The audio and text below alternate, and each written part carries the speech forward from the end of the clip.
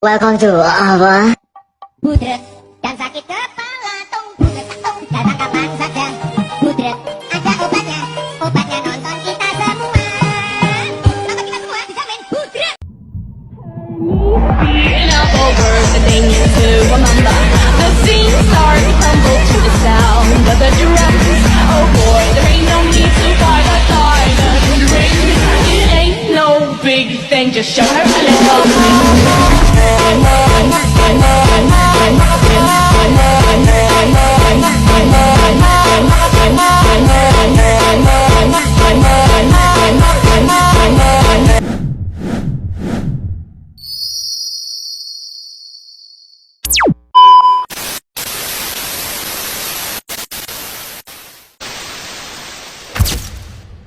Assalamualaikum warahmatullahi wabarakatuh. Di sini saya akan menjelaskan tentang pajak penghasilan PPh pasal 23 dari kelompok 4. Nah, sebelum masuk, kita akan perkenalkan terlebih dahulu biar supaya kenal siapa aja yang menjelaskan ini dan sampai akhir. Di sini saya juga akan perkenalkan diri. Saya mewakili untuk semuanya perkenalan diri. Di sini saya ada Faizal Afif, dan yang nanti setelah saya itu ada Farhan Aditya. Nah, dan yang terakhir itu ada satu perempuan yang bernama Fatimah Azahra. Nah, kita akan masuk ke materi untuk penjelasannya. Akan dibacakan oleh Farhan Aditya. Pengertian PPh pasal 23. PPh pasal 23 adalah pajak yang dikenakan atas penghasilan yang diterima atau diperoleh wajib pajak dalam negeri dan bentuk usaha tetap atau BUT yang berasal dari modal, penyerahan jasa atau penyelenggaraan kegiatan tertentu. Pajak ini dipotong oleh pihak yang melakukan pembayaran sebelum penghasilan diterima oleh penerima penghasilan. Tujuan penerapan PPh pasal 23 adalah untuk meningkatkan kepatuhan perpajakan serta menjamin penerimaan negara dari berbagai transaksi ekonomi.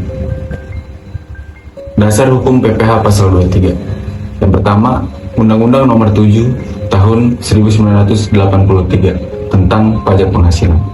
Yang kedua, Undang-Undang Nomor 36 Tahun 2008 tentang pajak penghasilan.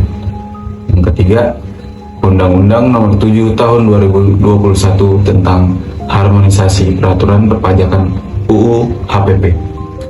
Yang keempat, Peraturan Menteri Keuangan dan Peraturan Direktorat Jenderal Pajak yang mengatur pelaksanaan pemotongan, penyetoran, dan pelaporan PPh pasal 23.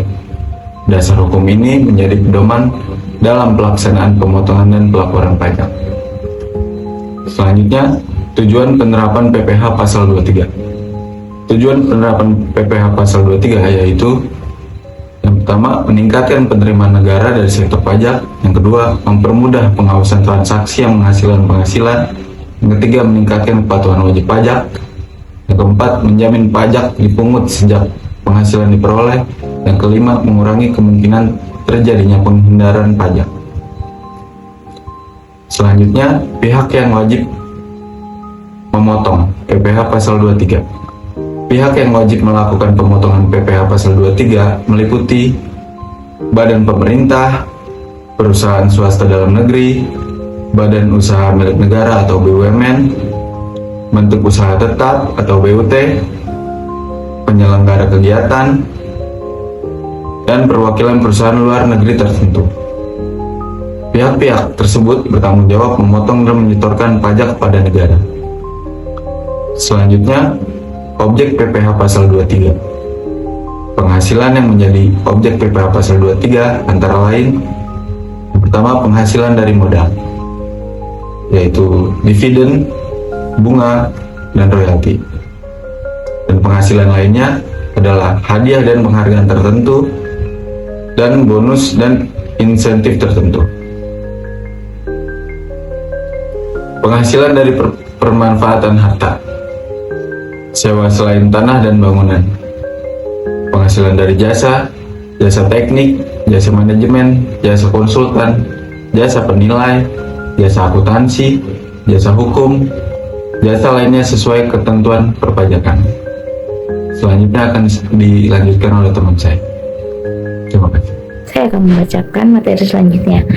Ada objek PPh pasal 23, penghasilan yang menjadi objek PPh pasal 23 antara lainnya, yang pertama itu ada penghasilan dari modal, dividen, bunga, royalti. Yang kedua itu ada penghasilan lainnya, hadiah dan penghargaan tertentu, bonus dan insentif tertentu. Objek PPh pasal 23, yang pertama itu ada penghasilan dari pemanfaatan harta sewa lain, tanah dan bangunan. Yang kedua itu ada penghasilan dari jasa. Yang pertama itu ada jasa teknik, jasa manajemen, jasa konsultan, jasa penilaian, jasa akuntansi, jasa hukum, jasa lainnya kesesuaian tertentu perpajakan.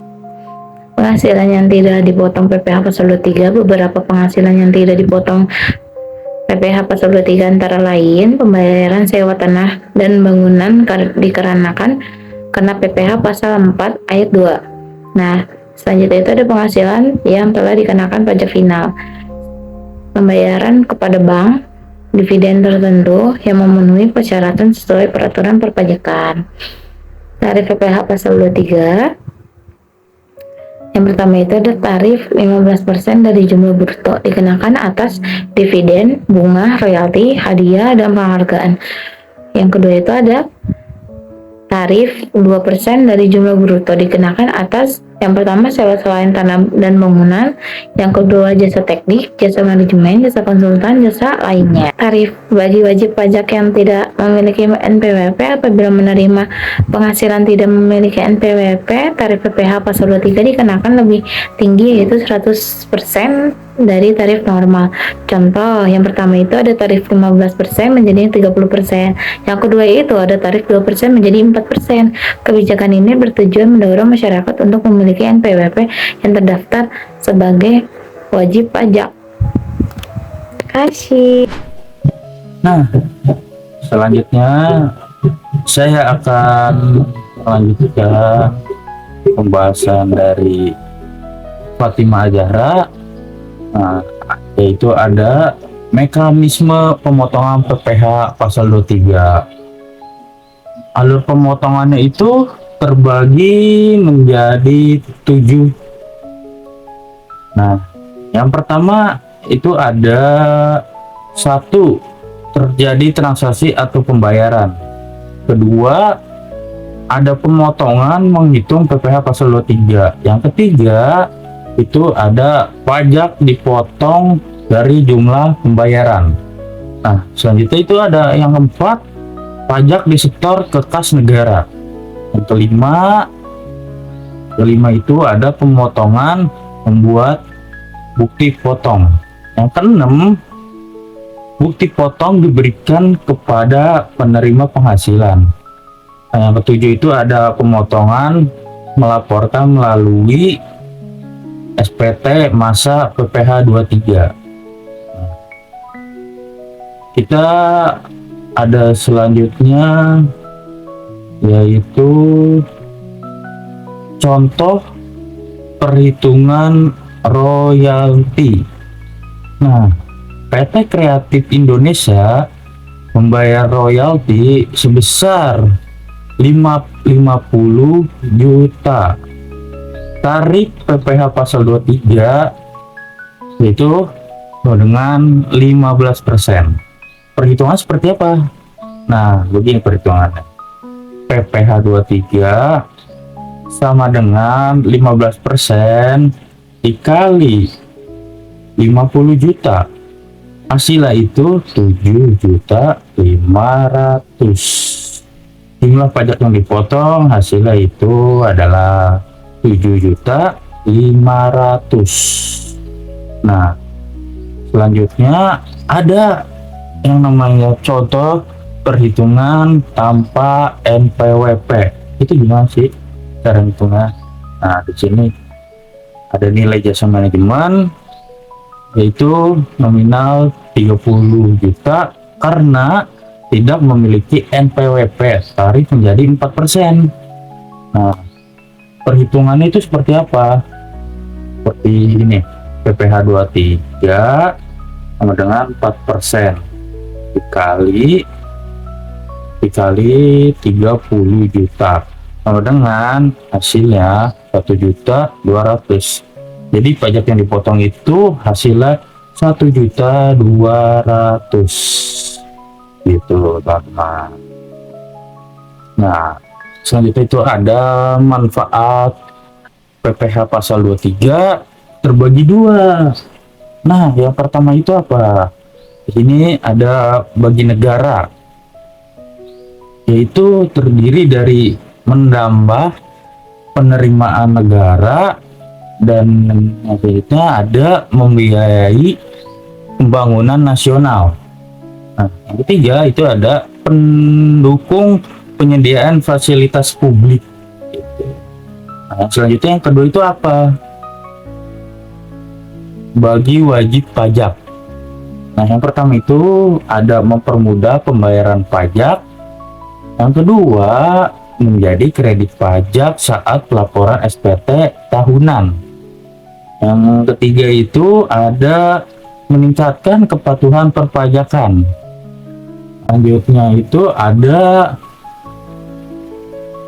kendala dalam pelaksanaan PPh pasal 23. Beberapa kendala yang sering terjadi yaitu banyak ya.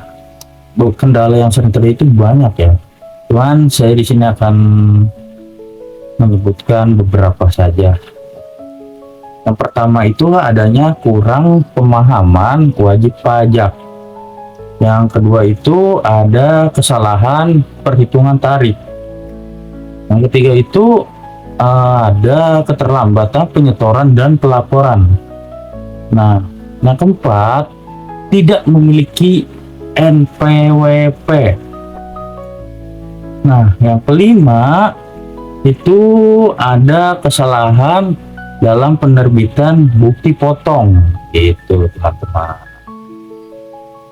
Nah, yang terakhir yang kalian perlu perhatikan dari penjelasan semuanya itu dari teman-teman kita, dari saya, dari Farhan Aditya, dari Fatima Azahra, itu dia sudah menjelaskan semuanya. Nah, yang terakhir itu ada kesimpulan. Nah, kesimpulannya itu apa? Jadi PPh pasal 23 merupakan pajak atas penghasilan tertentu yang diterima wajib pajak dalam negeri. Nah, tarif yang digunakan adalah 15% dan 2% tergantung jenis penghasilan. Pemotongan dilakukan oleh pihak yang melakukan pembayaran. Nah, PPh 23 berperan penting dalam meningkatkan penerimaan negara dan kepatuhan perpajakan gitu. Setiap wajib pajak perlu memahami aturan PPh pasal 23 agar dapat melaksanakan kewajiban perpajakan yang dengan benar gitu teman-teman. Jadi itu semua yang sudah saya jelaskan dengan sampai kesimpulan itu sudah sangat jelas ya. Mungkin teman-teman yang masih kurang paham atau gimana, boleh kita belajar bareng-bareng, sharing bareng teman-teman ya. Nah, jadi keseluruhan itu udah saya bacakan bersama teman-teman saya. Dan terakhir, pajak yang kita bayarkan hari ini akan kembali kepada masyarakat dalam bentuk pembangunan dan pelayanan publik. Ya, itu dia yang kita sudah membayar pajak semuanya akan kembali kepada masyarakat. Baik, teman-teman, di sini sudah dijelaskan dari awal sampai akhir oleh rekan-rekan teman-teman saya dan saya. Di sini saya akan mengakhiri menutup presentasi ini dari kelompok 4. Kurang lebihnya mohon maaf. Wassalamualaikum warahmatullahi wabarakatuh.